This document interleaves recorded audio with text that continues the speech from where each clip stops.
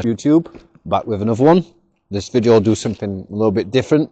I'm going to try and explain to the best of my ability some logical fallacies. It is my opinion that people really need to be more aware of these, especially in this digital age where everybody's like interacting online, and obviously this will turn into debates.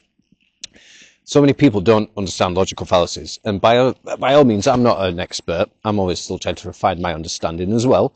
However, it has become apparent to me that pretty much like 99% of people do not understand logical fallacies or even know that they're a thing.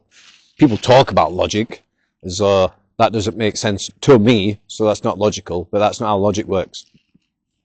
So anyway, I'll start giving examples instead of going on a diatribe. So first one, and this one's a really common one, is ad hominem, which the description is attacking the opponent's character instead of their argument. And this one I'm really bad for. This is probably my worst one because I'm from Yorkshire.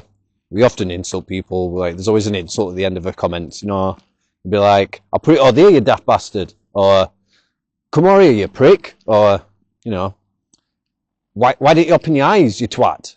You know, there's always like a, not always, but very commonly, if there's some form of dispute, there's usually like a bit of name calling at the end. That's a cultural thing. So it's you know, it's something hard to do. But then when I'm online and people start ad hominem me, I just do it back anyway. So, you know, I try not to do it first. Try not to be the first one to commit the ad hominem. But, you know, if once they start doing it, I'll do it. Because most of the time, I would say all the time, I've had interactions in comments and stuff. My trash talk's better than theirs. I get them more riled up than they get me. They're the ones that block me. And I just go about my business. So, and like, the example here would be, why would we listen to Steve's ideas about computers? He dropped out of college. And then the example of a counter here is, Steve's educational background doesn't negate his knowledge of passion or passion of computers. We should judge his ideas on their own merit. Yeah, and this also actually would be, yeah, I'll read that one next. It would also be an appeal to authority as well. Or, I mean, I consider it an appeal to authority because you're saying, you're not an authority, so I'm not going to take your opinion seriously. And we had this during the 2020 worldwide event. People like, you're not a doctor, you don't get an opinion. And that's not how argumentation works. It's the merit of the argument, not the individual. And just on a side note, I don't think this is the same in all cultures. In China, as far as I'm aware, it doesn't matter what you're saying, it's the character of the person saying the thing, which is the important thing. Which obviously from a Western perspective is a logical fallacy. And this is why when I was on Red Note, I would find it incredibly hard trying to debate the Chinese, because their understanding or their version of logic is just completely alien to what ours is. So yeah, I'll go to appeal to authority next. Using an authority as evidence for an argument in conclusion, especially when the authority is not relevant to the topic. Yeah. So like a good one I think is with the, you know, climate change. I shouldn't do climate change. The climate does change. But, you know, we used to call it like global warming or, you know, the climate crisis. They're the more out there, zany ways to describe it. And people use like, you know, which one? David Attenborough. I almost want to say Richard. David Attenborough. And they'll use him because he's at the end of like one of his nature documentaries. There's always this like diatribe at the end, lecturing the public about the climate. And he knows nothing about the climate. If he's telling me about leopards and iguanas and bears, I'll listen to him all day long. I'm not listening to David Attenborough about the environment because that's not his area of expertise. And not only that, even if it is your area of expertise, you can still be wrong. And that is what we've got in this modern day, where we have authorities that lie and get things wrong, and then you're poo-pooed even though you're the one that's in the right. Recently, for example, I had a woman tell me she studied biology at university, you know, college, as you'll say in America, and she was trying to tell me, because the meme was that men are not the givers of life, but we are. Without the gametes, I think it's gametes, I haven't looked into it for a while. Without that in the sperm, the egg is not fertilized and does not begin to turn into a baby. So the sperm is needed. And she was telling me it's not needed. And she's meant to be a biologist. So, and I've seen this in other comment threads as well. People claim to be something and they're wrong. And even when I correlate somewhere else, it might not be me debating them, but I can see the debate and I go and check and they are wrong. Even I thought they was wrong, and then I've checked online and they are wrong. Multiple sources confirm they're full of crap. So appeal to authority. The example is the Golf Pro says that this is the best soda brand, so it must be. And how to counter: while your golf instructor may have expertise in golf, that doesn't make them a nutrition expert. We should consult more relevant sources. Yeah, exactly. There is a reason, I suppose, we have people that specialise in certain fields, but at the end of the day, just because you're in a certain field doesn't mean that you can't have relevant information. Like, I think there was the scientist called Kinsey, and he did like a lot of studies on psychology and stuff. And I think he was one of those that he interviewed the touchers of children. And for years, the scientific community would ignore his findings because he was an entomologist. And so because he wasn't in that field, even though he was right, it was dismissed. And again, that's not logical. It's the merit of the argument. It's not if you're an authority, you're not an authority. It's what is the argument? What are the facts or not the facts of what is coming out of your mouth or what you're typing? That is what you're always attacking. But this is why these are logical fallacies. And I suppose the appeal to authority one actually was quite relevant recently with Douglas Murray on Joe Rogan. Because like Douglas Murray was like half right. And he said, have you even been to Israel? Like, you don't need to go somewhere. Like, I don't need to go to North Korea to know that I don't want to go to North Korea. But at the same time, if somebody has been to North Korea, their experience will be more valid, likely, than mine. Maybe they're still lying, maybe the things they're saying are still incorrect. Just because they've been doesn't mean they are right, but it would lend more credibility to their argument in that example. Obviously, Douglas Murray was having a bit of a call to authority moment.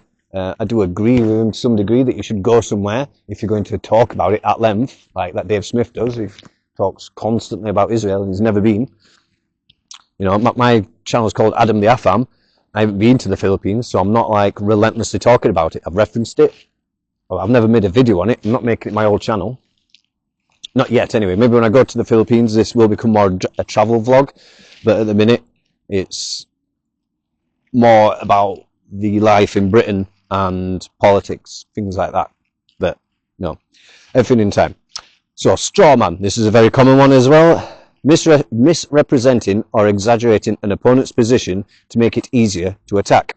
Yeah, and you see a lot of straw man around. People will misrepresent somebody's argument. I mean, feminists do this all the time. They'll be like, oh, you just want to hit women. And you're like, what? I don't want to hit women. I can't figure any more straw man at the minute. This should be the really easy one just to think up all the time. I mean, yeah, so another one, I suppose, would be men when they say they want a submissive girlfriend. The straw man is, you want a slave. I'm like, no, a man wants a slave. We want somebody who is equal to us on many levels, but still accepts that we're the leader. Because there can only be one captain. There can't be two captains. There's only one captain. And people straw man this as, you want a slave. That's a straw man. Nobody wants a slave. Nobody's saying they want a slave. If somebody wanted a slave, they would use the word slave and not submissive girlfriend. So the example is, people who prefer digital books obviously hate libraries and want to see them disappear. Yeah, like, so you see what I mean?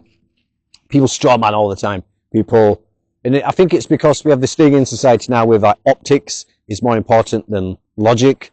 You know, how the argument looks rather than what is the content of the argument. So, I mean, people have done this to me in the past when I've pushed back on bringing back capital punishment. They've said that I'm defending paedophiles. And I'm like, I'm not defending paedophiles. I just don't trust the government with my life. I don't trust, especially today with Keir Starmer in office, I don't trust the government with our lives. I'm not defending paedophiles, but that's the straw man that they'll use. And then the way to counter the straw man is that that's a misrepresentation preferring one medium doesn't mean rejecting the other. We can value both ebooks and libraries. So yeah, there you go. Slippery slope fallacy. Nah, this one I think people have a lot of problems with. Because at the minute, we're on a slippery slope in the UK. We've done a lot of things that are slippery slopes. But I'll try and go through it anyway. We'll see if I can if I can steel man this. Arguing that a small action will inevitably lead to a series of significant negative consequences without providing evidence. So I suppose it's the evidence part then, yeah? I mean, at the minute in the UK we have plenty of evidence that the slippery slope is real, that we are importing lots of issues and crime rates are going up, and especially sexual assault crimes against women are going up through the roof, and it's certain demographics, and we have the evidence of this. I mean, maybe if we didn't have this evidence, then it would be a slippery slope logical fallacy. But because we have the evidence, it's not a slippery slope fallacy. So I think that, again, is one that people misuse, the slippery slope fallacy. They say, that is a slippery slope. And it's like, no, I have the evidence, so it's not a slippery slope.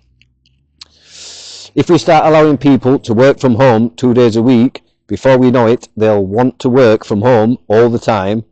Then they'll stop collaborating with their colleagues entirely. So how to counter? Allowing some flexibility in work location doesn't necessarily erode office culture. With proper communication tools and guidelines, teams can remain cohesive, productive, regardless of where they work. Yeah, I mean, that's kind of wrong, because we've got the evidence these days that working from home does lower productivity. That productivity is higher when you're all in the office. This is why I think for Rockstar last year there was a big hoo-ha, Rockstar trying to get everybody back in the office to complete Grand Theft Auto 6, or stuff like, we don't want to come into the office, and Rockstar were like, you've got to come in because you're more productive. I mean, I've worked from home. I used to hate working from home because I found it stressful, to be honest. You know, like, you have a lot of people to consult, you've got a problem, and you need to ring them up or email them, and then you're waiting around, or you message them on Teams. Very stressful. I did not like working from home. So, false dichotomy. Presenting only two options when there are multiple possibilities. Yeah. I mean, this isn't one I've spotted a lot, to be fair. This is probably one I need to brush up on. So the example is, if you like cats or you're a dog person. Yeah. So I mean, we have this one a lot, don't we? It's like, I saw this today when it was saying that a lot of people might say that men are superior, so why don't you date men? And you're like, what? Because I'm straight and the women. I mean, I'm not saying I think men are superior, but this is the meme anyway. I'm not sure if that's quite a false dichotomy. I mean, it probably is, because there is the other option of dating women still, and you don't have to consider both genders to be equal to still date the opposite gender. And then if women thought they were better than us, why would they date us as well? And so it's kind of, obviously their logic isn't logicking. The counter to the cats thing, though, is it's possible to like both and neither. Liking one doesn't automatically exclude appreciation for the other. So yeah, we've seen this, haven't we? It's like, I like oranges, so you don't like apples then? And that's the one that gets a lot of people. Sorry, I'm just going to check my mic's still turned on. Yeah, so a lot of people do this, you know. It's like, it happens with like Marvel and DC. I mean, I like both, I prefer Marvel, but then people will presume I don't like DC. I'm like, I never said I don't like DC. I like DC. And, you know, just for you DC fans out there, I do feel sorry for what's happening with Warner Brothers and everything this last few years. As Marvel's not exactly doing good as well, so, you know, we're both in the shit. But DC's obviously doing a lot worse. Keeps getting, like, knocked around. It's becoming almost like the new MGM. You know, MGM got knocked around, stripped, thick parts sold of it. And that used to be, you know, up there with, like, Paramount, Disney back in the day, and now MGM is just part of Amazon now, as far as I can remember. Red herring. This is a good one as well. Introducing an irrelevant topic to divert attention away from the subject under discussion. Yes, I have this a lot. I'll prove something wrong, and then then they kind of like move the goalposts and give me like a red herring and start attacking something else. And I'm like, whoa, hold on. You have moved away from the topic. We were discussing this, not this that you're trying to now bring into the argument. You know, so I find Americans do this a lot when they're trying to attack Great Britain. They'll say something like, you have bad teeth, and then we'll say like, we have better dental hygiene than you guys. I think we're 4th in the world. America is 8th. So then they'll attack our food, and then we'll mention that London has more Michelin star restaurants than, I'm sure we're 2nd after Paris, but I might be wrong. Sure, but London's up there with Michelin star restaurants, and even the UK is in the top 10 in the world for Michelin star restaurants. So the food here is not bad, but it's a common misconception.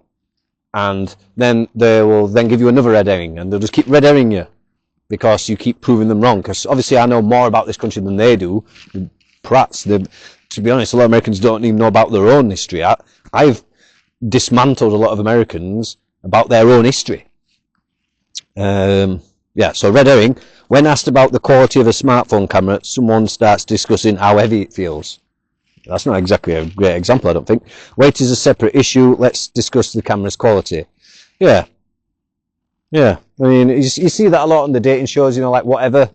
They'll be discussing something, and then one of the ladies will throw in a red herring to like try and get one of the lads rattled, like Andrew or Brian. Very, very, very common. False cause. Claiming a relationship between two things based purely on correlation, not causation. Yeah. Ice cream sales and shark attacks both increase in the summer. Ice cream attacks cause shark attacks. So yeah. These two events happening simultaneously doesn't mean one causes the other. Both may be related to the summer season, but not causally linked. Yeah. So yeah, as we say, correlation isn't causation. So it may still be that the correlation does prove something. I mean, at the minute in the UK, with all the migrants coming across, you'd be pretty stupid to not notice the trend of attacks against women and just the general crime rates going up and knife crime spiking through the roof, and the amount of immigrants that we've started taking in, and then what nationality these immigrants are. So the leftists would try and presume that that correlation isn't causation, but unfortunately we have the evidence that it is. So if we didn't have the evidence, that would be a false cause. Unfortunately, we do have the evidence, so it's not a false cause. So as you can see, very often with these logical fallacies, they rely on evidence and on the content of what's being said. All the other stuff is just smoke and mirrors. And this isn't an exhaustive list. This is just like a few. I mean, there's a few that I haven't mentioned that I sort of are very familiar with. Sort of like, oh man, what's it called? Gishgaff. I've completely forgot the name. It's just left me. I've just been discussing it with somebody else on a live stream. There was somebody who was doing it, and it's just completely left my brain. Yeah, so I haven't gone through all the logical fallacies though. But just like maybe next time you go online and you look in the comment section on YouTube or on Facebook or on Twitter or Reddit, and you will most likely see logical fallacies. Pretty much. I mean, I have never gone in a comments thread and not seen them, unless there's like maybe 2-3 comments. But you will see logical fallacies very, very, very often. And it's important, if you are trying to have a genuine discussion with somebody, it's very important that you understand these logical fallacies, or at least have some kind of rudimentary understanding, especially ones like the sort of straw man, ad hominem, false cause, red herring. You know, these are very easy ones to spot, I think. And I think, I forgot which philosopher it was. I'm sure it was Aristotle. It might have been Plato. It was one of the two, I'm sure it was. That whoever is the first to start calling names loses the argument. Which is fair enough, because that's when people do it to me, that's when I return fire. Then I'm like, right, you've lost the argument. We're name calling. And I'll win a tick, 'cause I'm better at trash talk than you. So yeah. I do think it is incredibly important that we start trying to, as a society, become more aware of logic, at least in the West anyway. If you're from the Far East, like Japan, China, Vietnam, it might not be as important because you might have your own forms of logic, and especially with China, it's not as if we have to discuss things with the Chinese a lot. But who knows, maybe in future, if you're involved in geopolitics, if you are somebody watching this and you become the Secretary of State in the USA, or why am I forgetting the name of the British equivalent? Foreign Secretary. The Foreign Secretary.